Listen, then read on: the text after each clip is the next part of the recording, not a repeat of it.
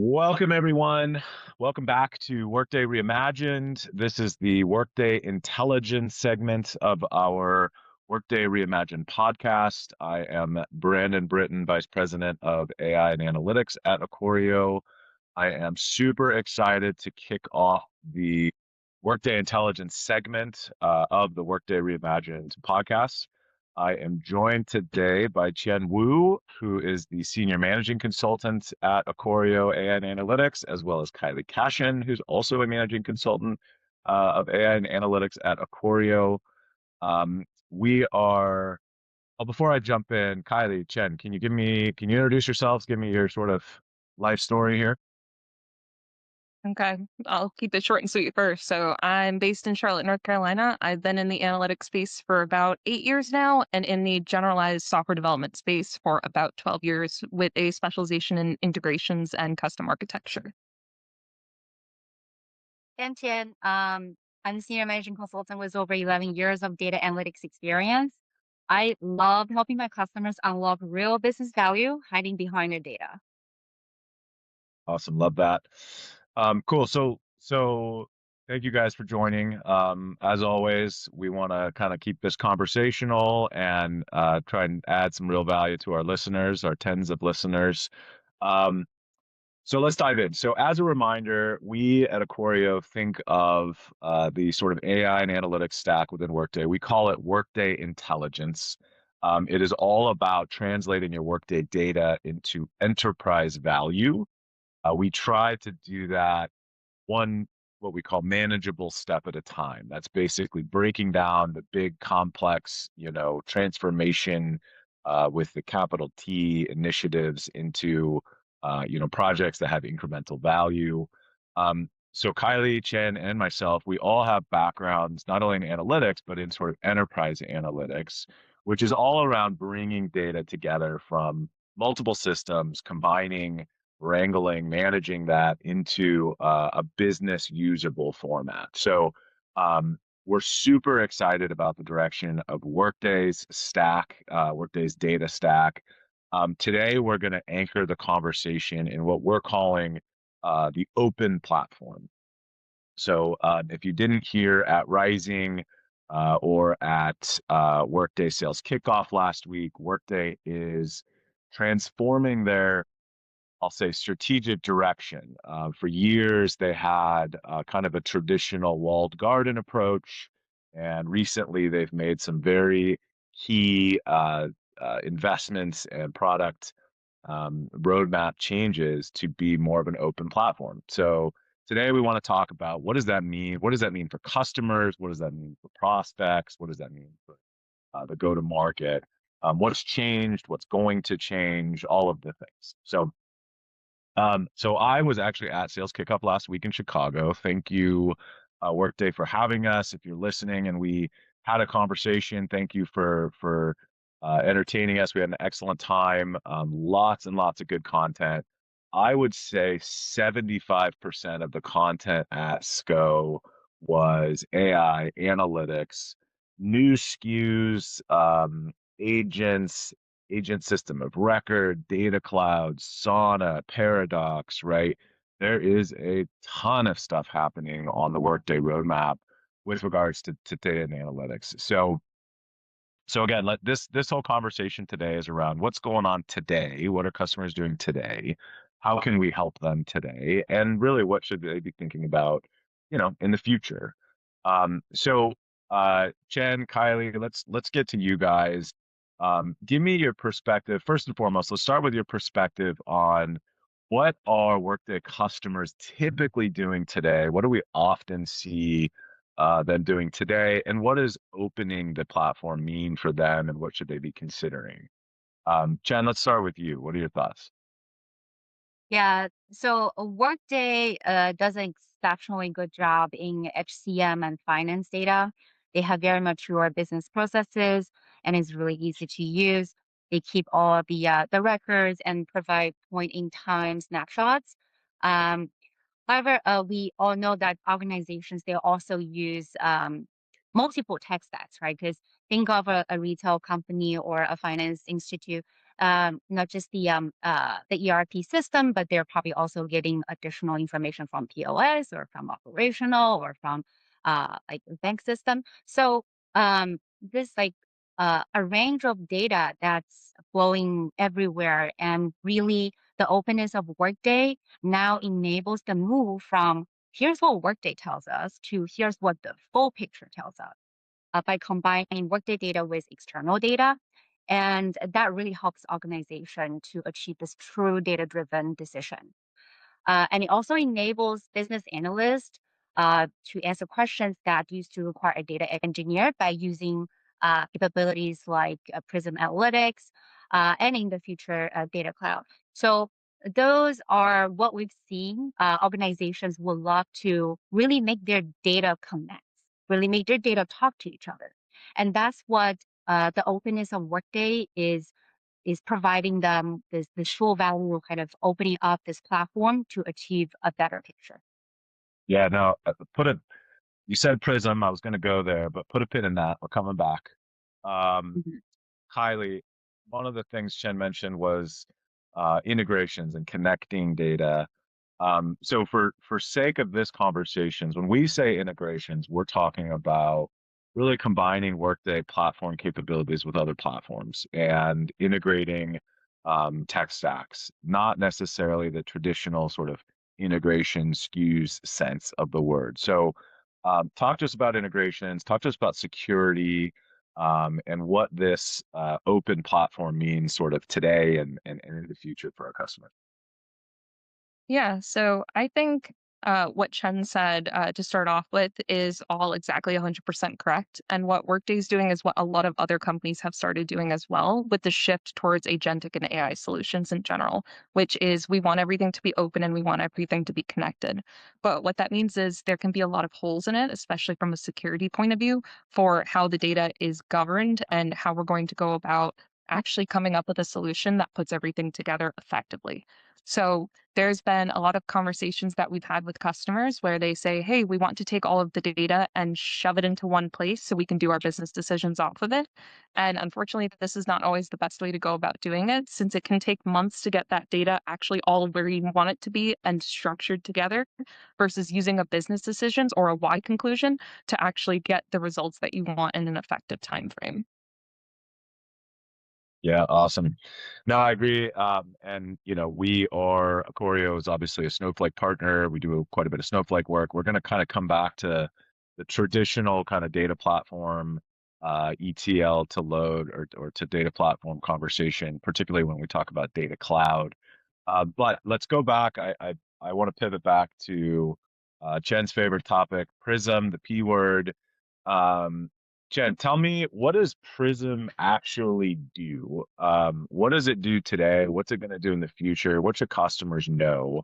All the goodness and you know, tips and tricks around Prism. Talk to me about it. It's definitely a recent favorite topic of mine. Prism Analytics is a very powerful self-service analytics tool that allows organizations to bring external data into Workday and blending them together. So oftentimes we see them blending it with existing people or finance data that presents a holistic view of your business. So pretty much Prism turns like I guess into the data show. So that's very important for like a CPO or CFO because that's the difference between a hunch and a decision. And the actual UI of Prism is really easy to follow. So for example, if you're trying to do like a left outer join, it's just a one click instead of like 20 lines of code, either in SQL or Python or any other like data engineering kind of platform. So that really provides the enablement for self-service for non-technical personnel. You can totally get to the data you need. And a really good benefit of using Prism is your data stays within Workday security model, so that it inherits all the security entity that you assign, and is secure. And you're only getting the data or feeding the pieces of information to the people that are in time. Yeah, no, that's huge, and particularly Workday's object data model, right? That's a huge differentiator for them. So keeping that pervasive throughout that data stack is obviously a huge differentiator. Can you give me kind of I heard you drop a left out or join, which I appreciate, but can you give me kind of a real life example or what should folks be thinking about now when it gets to get a little bit more tactical? Yeah, actually, I'll give you two simple examples, and those are real world examples.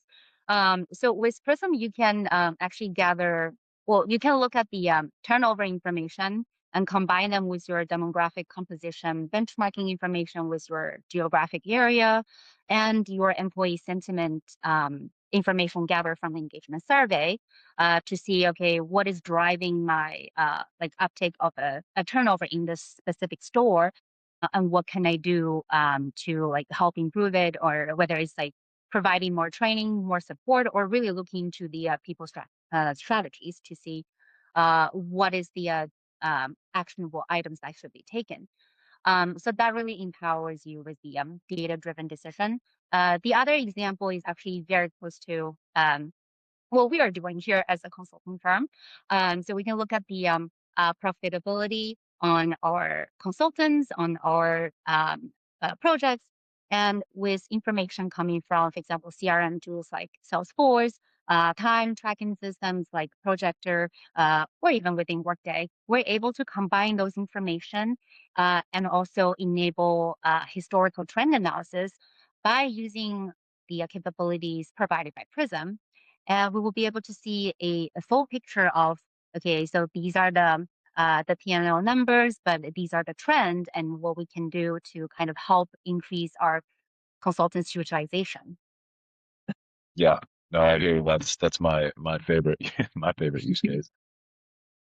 All right, so everything that Qian is talking about is connecting dots, right? How do we connect dots to get more sort of business value? But there is some um, challenges with that. So all of this requires strong data integrations, clean data, secure data. So that's a little bit more Kiley's world. Kiley, talk to me about how to or what to consider when making these integrations from a data security perspective. Yeah, sure. So the first point is something that I brought up earlier, but I'll rehash it because I think it's super important. And that's to make sure that you have a strong business decision before you start figuring out the data that you want to get in your environment. That can really take something that could be months of time and money. Maybe you bring in external resources to take all of your data and push it into one place and then make your business decisions, and can instead change it into a dynamic solution that can have a product ready for your business users within weeks.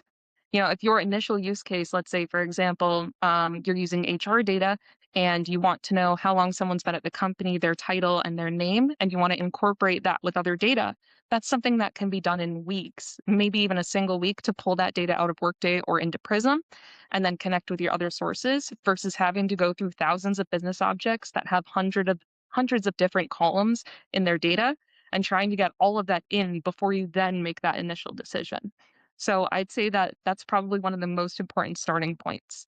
The next is making sure that you future proof your solution. So even though it's great to know the specific use case that you have, it's great to think about where it might expand from there and making sure you have the right avenues and structure available for scalability and a more globalized solution.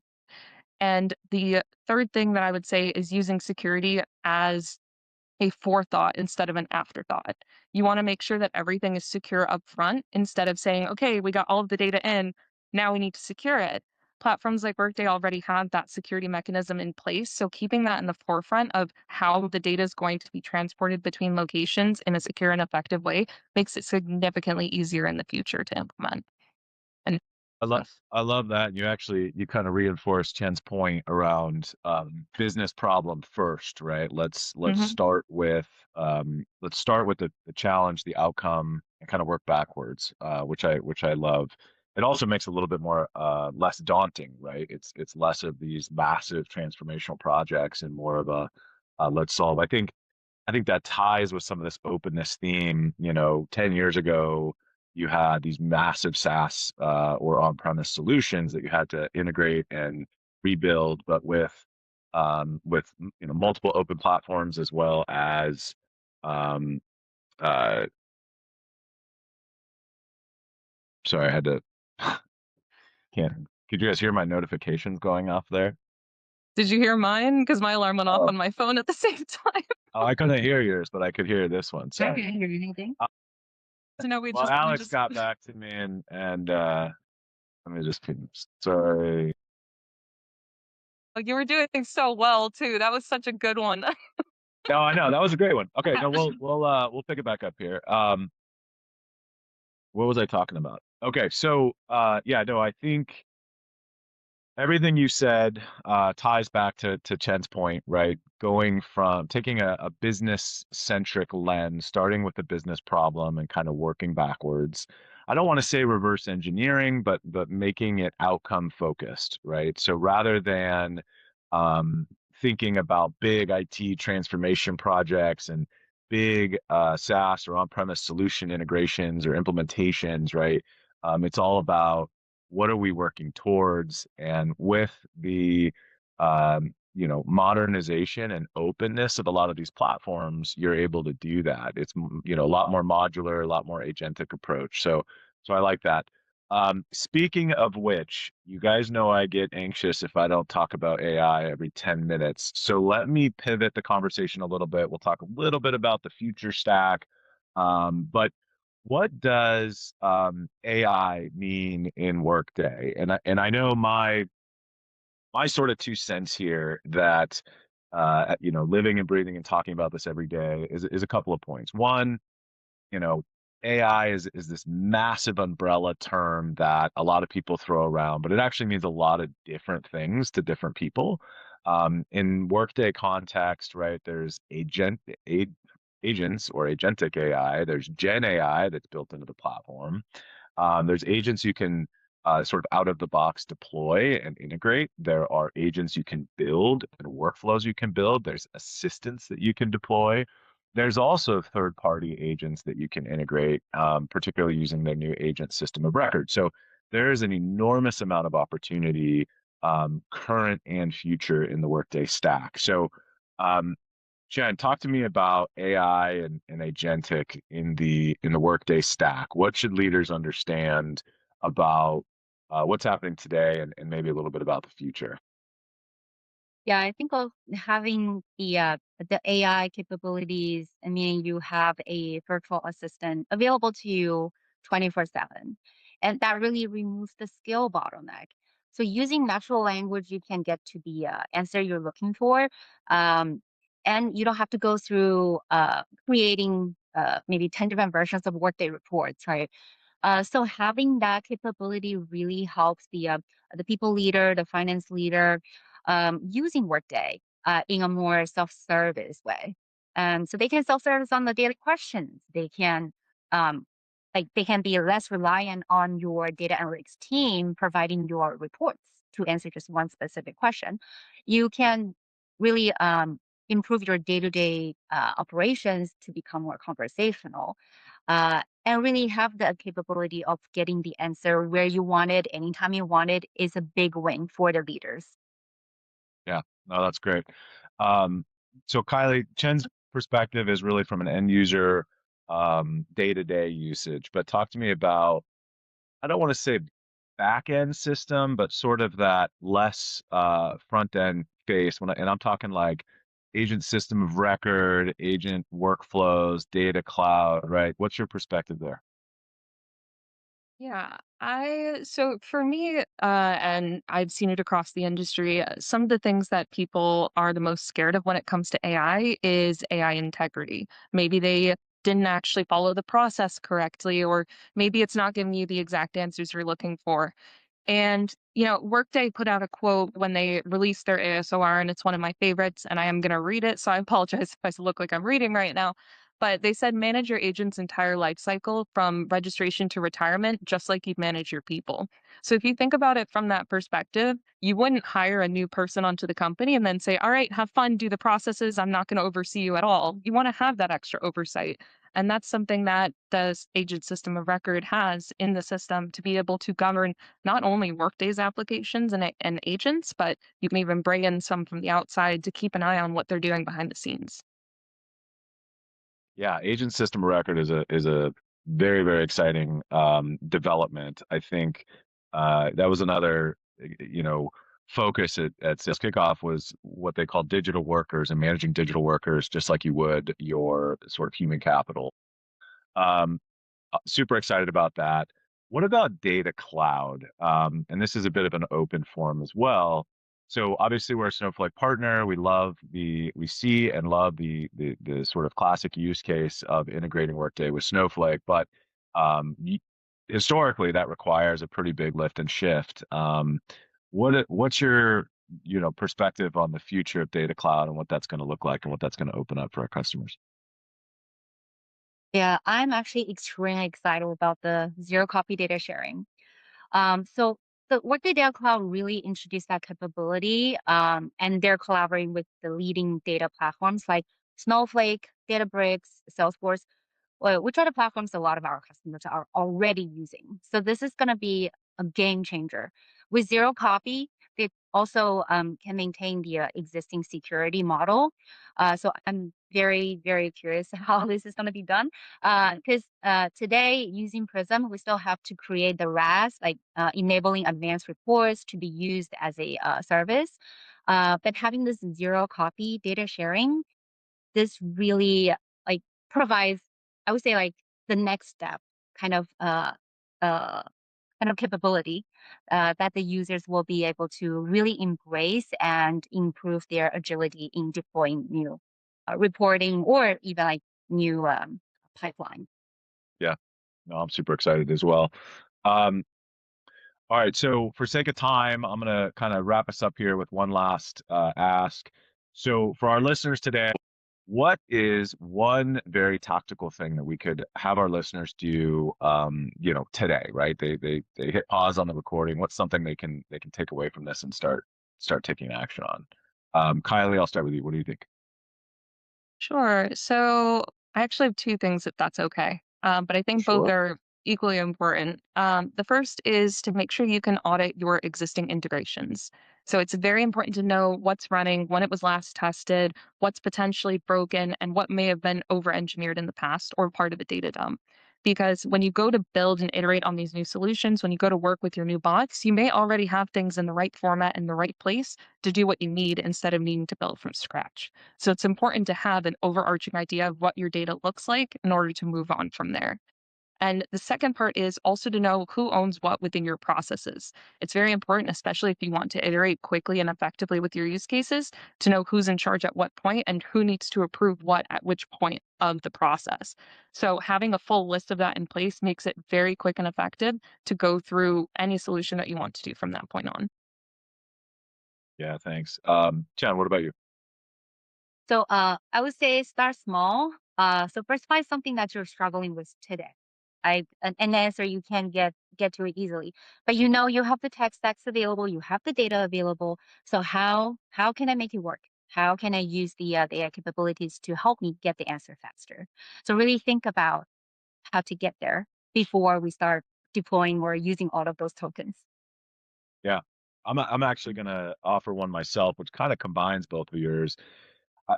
My action is ask for help, right? Reach out, ask for help from us, or anyone in your organization. But basically, there's a lot to these problems. They're not nothing in particularly is overcomplicated, but you got to kind of take a holistic view.